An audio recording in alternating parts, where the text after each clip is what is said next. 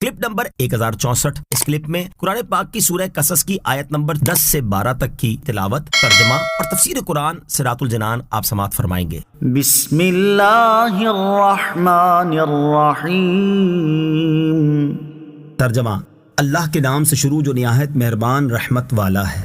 وَأَصْبَحَ فُؤَادُ أُمِّ مُوسَى فَارِغًا إِن كَادَتْ لَتُبْدِي بِهِ لَوْلَا أَن رَّبَطْنَا عَلَىٰ قَلْبِهَا لِتَكُونَ مِنَ الْمُؤْمِنِينَ۔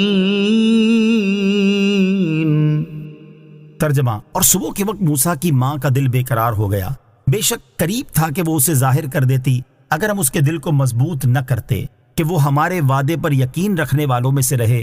وَأَصْبَحَ فُؤَادُ أُمِّ مُوسَى فَارِغًا، اور صبح کے وقت موسیٰ کی ماں کا دل بے قرار ہو گیا، یعنی جب حضرت موسیٰ علیہ السلام کی والدہ نے سنا کہ ان کے فرزند فرعون کے ہاتھ میں پہنچ گئے ہیں تو یہ سن کر آپ کا دل بے قرار ہو گیا، اور بے شک قریب تھا کہ وہ حضرت موسیٰ علیہ السلام کو ظاہر کر دیتی اور ممتا کی محبت کے جوش میں ہائے میرا بیٹا، ہائے میرا بیٹا پکار اٹھتی اگر ہم اس بات کا الہام کر کے اس کے دل کو مضبوط نہ کرتے کہ وہ ہمارے اس وعدے پر یقین رکھنے والوں میں سے رہے جو ہم کر چکے ہیں کہ تیرے اس فرزند کو تیری طرف پھیر لائیں گے، تو اس سے حضرت موسیٰ علیہ السلام کا راز ظاہر ہو جاتا۔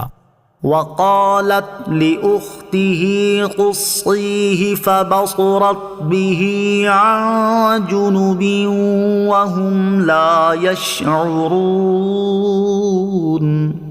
ترجمہ: اور اس کی ماں نے اس کی بہن سے کہا اس کے پیچھے چلی جا، تو وہ بہن اسے دور سے دیکھتی رہی اور ان فرعونیوں کو خبر نہ تھی۔ وقالت لأختہ، اور اس کی ماں نے اس کی بہن سے کہا، حضرت موسیٰ علیہ السلام کی والدہ نے آپ علیہ السلام کی بہن مریم سے کہا تم حال معلوم کرنے کے لیے اس کے پیچھے چلی جاؤ۔ چنانچہ آپ علیہ السلام کی بہن آپ کے پیچھے چلتی رہی اور آپ کو دور سے دیکھتی رہی، اور ان فرعونیوں کو اس بات کی خبر نہ تھی کہ یہ اس بچے کی بہن ہے اور اس کی نگرانی کر رہی ہے۔ وَحَرَّمْنَا عَلَيْهِ الْمَرَاضِعَ مِن قَبْلُ فَقَالَتْ هَلْ أَدُلُّكُمْ عَلَىٰ أَهْلِ بَيْتٍ يَكْفُلُونَهُ لَكُمْ وَهُمْ لَهُ نَاصِحُونَ۔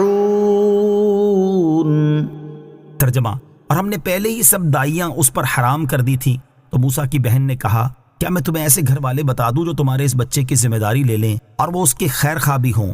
وَحَرَّمْنَا عَلَيْهِ الْمَرَاضِعَ مِن قَبْلُ، اور ہم نے پہلے ہی سب دائیاں اس پر حرام کر دی تھیں۔ ارشاد فرمایا کہ ہم نے پہلے ہی حضرت موسیٰ علیہ السلام کو منع کر دیا تھا کہ وہ اپنی والدہ کے علاوہ کسی اور کا دودھ نوش نہ فرمائیں۔ چنانچہ جس قدر دائیاں حاضر کی گئیں ان میں سے کسی کی چھاتی آپ علیہ السلام نے منہ میں نہ لی۔ اس سے ان لوگوں کو بہت فکر ہوئی کہ کہیں سے کوئی ایسی دائی میسر آئے جس کا دودھ آپ پی لیں۔ دائیوں کے ساتھ آپ علیہ السلام کی ہمشیرہ بھی یہ حال دیکھنے چلی گئی تھی، اور صورتحال دیکھ کر انہوں نے کہا کیا میں تمہیں ایسے گھر والے بتا دوں جو تمہارے اس بچے کی ذمہ داری لے لیں اور وہ اس کے خیر خواہ بھی ہوں۔ فرعونیوں نے یہ بات منظور کر لی، چنانچہ آپ اپنی والدہ کو بلا لائیں۔ حضرت موسیٰ علیہ السلام فرعون کی گود میں تھے اور دودھ کے لیے رو رہے تھے، اور فرعون آپ علیہ السلام کو شفقت کے ساتھ بہلا رہا تھا۔ جب آپ کی والدہ تشریف لائیں اور آپ نے ان کی خوشبو پائی تو آپ کو قرار آ گیا اور آپ نے ان کا دودھ نوش فرما لیا۔ فرعون نے کہا تم اس بچے کی کیا لگتی ہو کہ اس نے تیرے سوا کسی کے دودھ کو منہ بھی نہ لگایا؟ انہوں نے کہا میں ایک عورت ہوں، پاک صاف رہتی ہوں، میرا دودھ خوشگوار ہے، جسم خوشبودار ہے، اس لیے جن بچوں کے مزاج میں نفاست ہوتی ہے وہ اور عورتوں کا دودھ نہیں لیتے ہیں جبکہ میرا دودھ پی لیتے ہیں۔ فرعون نے بچہ انہیں دیا اور دودھ پلانے پر انہیں مقرر کر کے فرزند کو اپنے گھر لے جانے کی اجازت دی۔ چنانچہ آپ حضرت موسیٰ علیہ السلام کو اپنے مکان پر لے آئیں اور اللہ تعالیٰ کا وعدہ پورا ہوا۔ اس وقت انہیں اطمینان کامل ہو گیا کہ یہ فرزند ارجمن ضرور نبی ہوں گے۔ اللہ تعالیٰ اس وعدے کا ذکر فرمائے۔